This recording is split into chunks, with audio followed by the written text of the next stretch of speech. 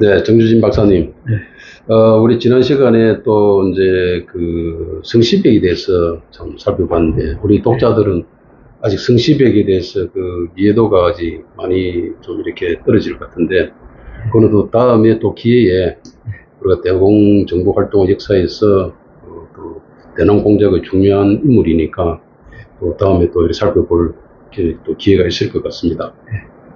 자, 이번 시간에는 지금 우리 그 국정원에 지금 상당히 그 대공 업무에 대해서 대공 수사권이 지금 이제 폐지가 되고, 또 더군다나 또 지금 다수 야당이 그 대공 안보 조사권까지 지금 없애겠다고 지금 그렇게 지금 입법을 추진하고 있다고 하는데, 그 더불어민주당 소속 국회 17명이죠. 네. 17명이 국정원법 개정안을 발의해가지고, 국정원에서 아예, 대공 내지는 안보 조사권조차도 없애도록 하겠다라고 지금 발의를 하는데, 이것은 우리 국민적인 어떤 심판, 국민들의 동의를 구해야 될 부분인 것 같습니다. 그죠?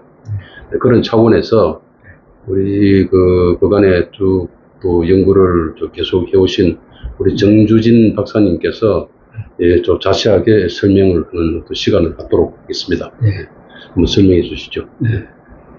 제가 그동안 그 역사에 대해서 쭉 그 설명을 드려왔는데, 예. 역사는 이제 시간의 흐름과 인물의 흐름, 네. 이런 것 때문에 말로 하기가 참 좀 쉬웠는데, 네. 이 법률안을 소개드리는 거라서 네. 우리 독자분들한테 쉽게 네. 설명이 될지 좀 걱정이 됩니다만은, 네.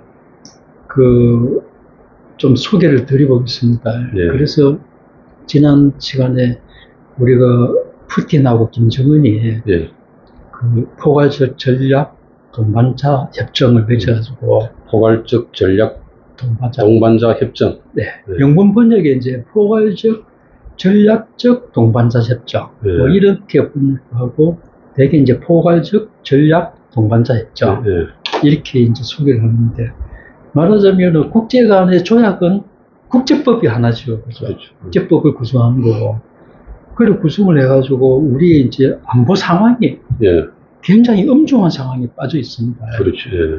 우리가 또다시 우리 민족의 운명, 안보의 운명에 대해서 새로운, 그야말로 단호한 각오를 다져야 하는 이런 시점인데, 예. 그 당시에 우리가 6.25 전쟁이 일어나기 1년 전에, 예. 1949년 6월 말에 예. 주한미군이 완전 빠져나갔어요. 그렇죠. 그때 군사고문단 500명만 남겨 빠져나갔기 때문에 그 당시에 우리 지식청에서 큰일 났다. 예. 큰일 났다. 예. 북한한테 먹힌다. 예. 이런 걱정을 많이 했는데, 지금 이 순간은 우리가 그래도 강력한 그 노력에 의해서 자주 국방력을 키워가지고, 예. 6.25 직전의 상황과는 다르지만, 예. 지금 다시 북한하고 러시아하고 밀착되고, 예. 이런 상황이 있는데, 예. 우리 그 국내에서 예. 그 국회의원들 그러면은 우리 국민들이 신뢰를 가지고 국민의 대표인데, 우리 국회의원은 말하자면은 자유민주주의를 수호하는, 예. 그거는 입법을 해야 되는 국회의원들인데, 예. 이 국가안보보다는 국정원을 예. 자꾸 공공이 적으로 생각하고, 예. 국정원을 흔들면은 예. 자기들이 위상을 올라간다. 예. 이렇게 생각하는 분들이 계신 것 같아요. 뭐 소수지만. 그렇죠.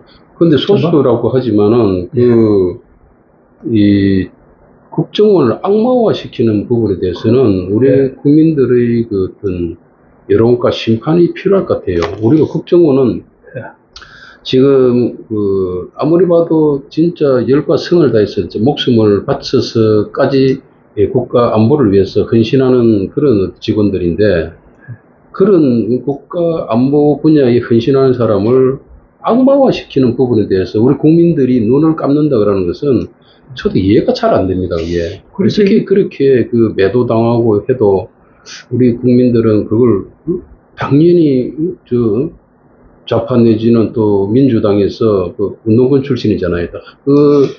국정원을 악마화하는 부분에 대해서 우리 국민들이 그걸 무관심 내지는 그냥 지나친다는 거는 좀 문제가 있지 않느냐 하는 생각이 듭니다. 일반 국민들께서도 그 인식을 잘 하셔야 될 게, 네. 우리가 그 권위주의 시대, 네. 소위 말하는 군부 네. 권위주의 시대에는 네.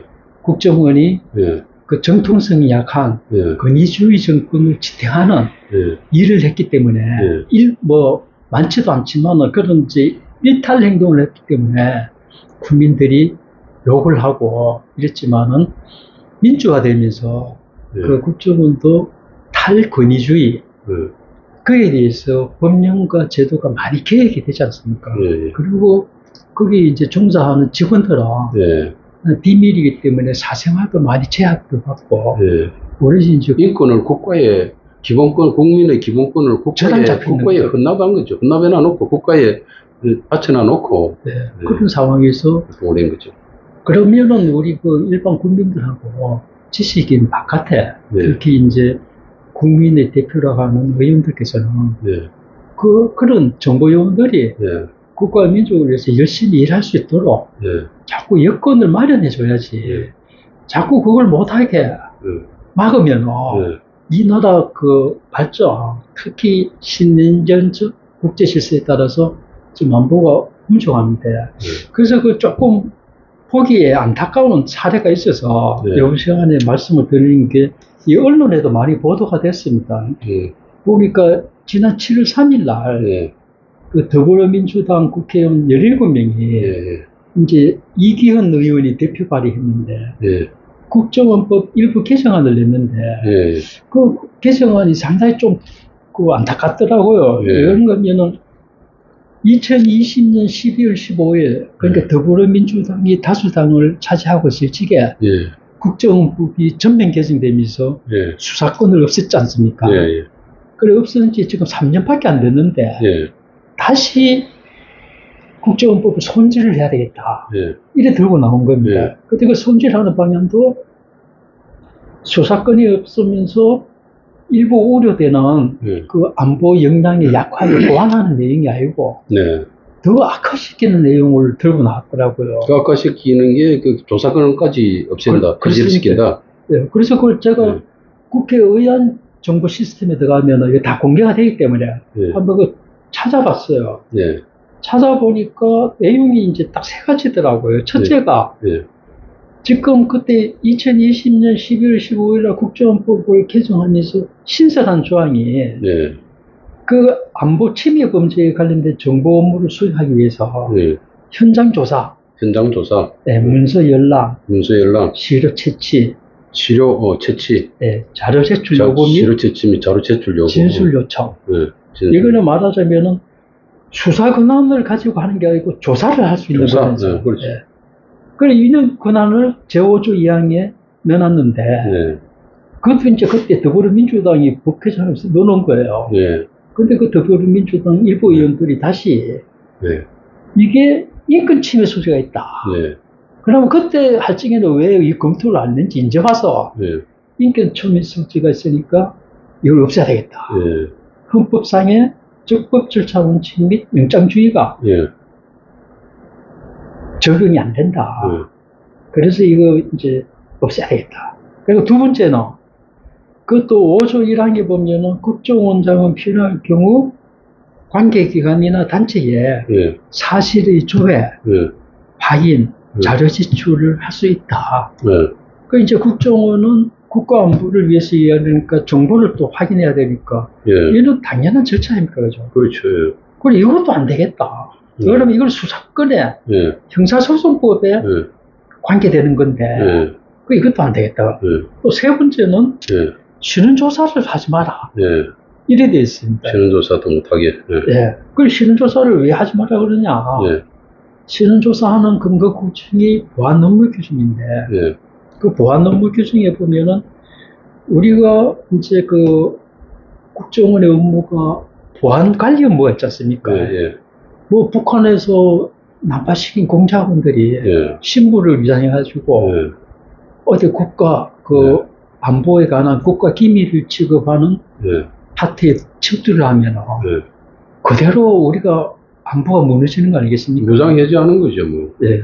그래서 이것도 그 보안 업무 규정 36조에 보면은 예, 1항에 예, 우리가 이제 국가정보원장은 예, 국가 안보에 한정돼서 예. 국가기밀을 취급하는 인원에 대해서 예, 거기에 대해서 신원조사를 한다. 예, 이것도 2020년 12월 31일 그러니까 더불어민주당이 여당으로 집권하고 있을 적에 만든 거예요. 예.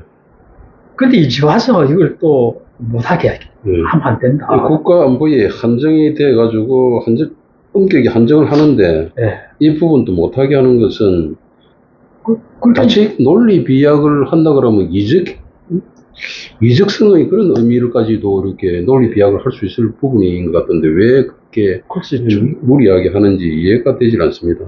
제가 법률 전문가가 아니라 가지고 이게 이적생 여적죄 여적죄는 아니고 아니고요.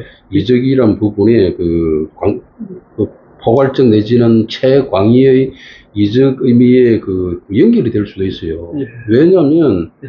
이게 지금 국가안보라는 부분에 대해서 딱 그 명시가 돼 있고 그러니까 이게 2020년 했을 적에 문재인 정부 때 예, 자기들이 이거 이제 그 당시에 보안 업무 규정은 대통령이기 때문에 대통령 결재까지 다 한 거예요. 문재인 대통령이. 예, 그 당시에 결재할 적에 이렇게 국가 안보에 예. 한정된 국가 기밀 예. 이렇게 딱 맞춰놓은 그거 겁니다. 딱 한정해서 딱 이렇게 딱 정확하게 규정을 해놨는데도 불구하고 이것조차도 해체를 시킨다 하는 것은 이게 요번에 이거는 국가의 그 안보 수호 기능을 갖다가 완전히 해체시키는 거잖아요. 그럼 근데 누구를 이제- 위해서 하는 거냐고 이게. 예, 근데 이제 여기 그 법률안 개정, 원래 법률안 개정하면 제정 이유가 있잖아요. 그렇죠. 그래서 예. 자기들이 설명한데 이래 예. 들다 보니까 예. 신원조사 규정은 법률에는 아무런 근거가 없는 입법 규정이다. 이래 돼 있는데 예. 우리 국정원법에 보면은 예. 보안 업무, 보안은 뭐, 예. 이거는 국가 보안. 예. 그 보안을 구체적으로 보안 활동을 명시한 게 업무 예. 규정인데 뭐 법률에 근거가 없다는 게 무슨 없다는 건지. 그래서 이게 국회의원들이 제출한 법안에 보면은 예. 참 부실한 내용이 너무 많습니다, 이게. 그러니까 지금 그 오프라인 보안 부분과 온라인 보안 부분, 온라인 보안 부분에 특히 사이버잖아요, 그죠? 예. 사이버 안보. 예. 그 다음에 오프라인 부분의 그 안보는 그간의 기존의 그 국가 안보 영역인데 그 국가 안보 영역에 대해서 그것조차도 못하게 한다. 이거는 그 우리 국민들은 어떤 뭐 견제를 하거나 뭐 조사할 권한이 없으니까 대행해서 국가기관이 결국 해야 되는데 이 국가기관이 이게 일방적으로 정치적인 그 합법에 의해서 합법 제정에 대해서 일방적으로 밀린다는 것은 꼭 대국민에 제가 보기에는 대해서 상당히 문제가 있는 거잖아요. 입법권의 남용 아닙니까? 내가 보기에는 당연히 남용이에요. 입법권의 남용 같아요. 그런데 일반 국민들은 생업에 바쁘니까 저희들은 이제 공부하는 사람들이니까 이 법률도 좀 자세히 들여다보고 그렇죠. 그래가면 이제 생업에 바쁜 분들은 이 양반들이 뭐 말로 나와서 가면은 임금 침해하면 안 되지. 네. 뭐 이런 식으로 강간을 쉬운데 전부 시간에 제가 국회 불합치 사건 인권도 그 헌법 37조 2항에 보면 국가안전보장이라든지 질서 유지라든지 그 다음에 공공복리를 위해서는 그 기본권을 이렇게 제한할 수 있다고 했지 않습니까? 그래서 근본적인 인권은 제한할 수 없지만은 정보적인 인권은 제한할 수 없지만은 어떻든 간에 국가가 성립하고 국가가 존립하고 국가의 안전을 위해서는 국가 안보와 공공복리 그 다음에 질서 유지를 위해서는 기본적 인권을 갖다가 그것도 법률적으로 제한할 수 있다고 얼마든지 그런 부분이 있는데도 불구하고 막연하게 인권의 잣대를 들이대는 그런 부분. 근데 이 부분과 유사하게 또 이렇게 연결이 될 수 있는 부분이 이번에 그 해병대 그 최상병 사건 있지 않습니까? 네. 박정원 그 수사단장이 수사권이 없어요. 그 조사권밖에 없는 거라고.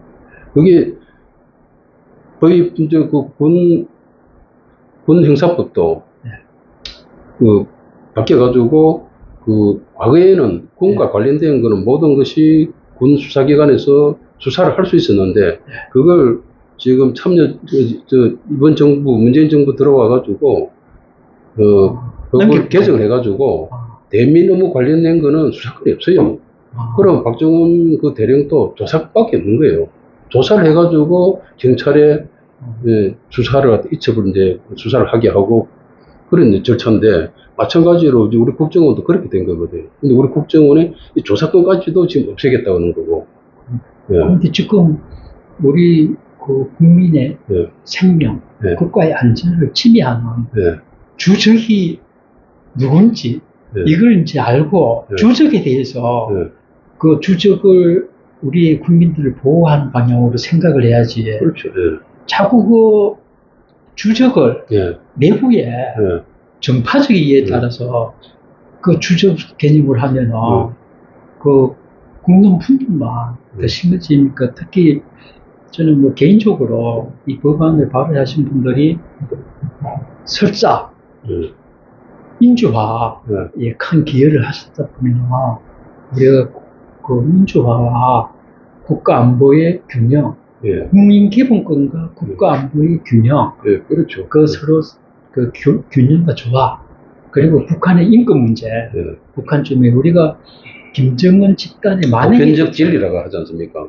예, 저희들은 우리 또 학자적 입장이니까 그 보편적 진리에 대해서 보편적 인권 원칙에 대해서는 우리가 반드시 그 기준을 갖다 제시하면서 이런 부분 기준에 벗어나는 부분은 우리는 얼마든지 이렇게 지적을 할 수 있다고 보니까 이걸 문제 제기하면서 이렇게 관련되는 실무가들이 이런 부분을 잘 다시 엄정하게 검토를 해가지고 이렇게 살펴봐야 될 부분 같습니다. 그렇습니다. 이게 제정 이유가 조사권 삭제 이유가 인권인데 그렇지. 인권에 그 당연히 인권은 보충돼야 되지만 그런 그 국가 안보의 조화 이런 데서 한번 잘 살펴주시기를 주셨으면 좋겠습니다. 국민의 대표시니까. 예. 그래서 조금 전에 제가 말씀을 드린 것처럼 우리는 그 공부를 하는 입장이고 학자적 입장이니까 이런 그 보편적인 기준에 좀 벗어나는 부분은 해당 정부 부처나 또는 관련 우리 연구기관이나 또 해당 그 학자들도 우리 같이 공부하고 연구하면서 보편적인 진리와 기준을 우리 지켜나가야 될 것으로 봅니다. 자, 이상으로 이 시간을 마치도록 하겠습니다.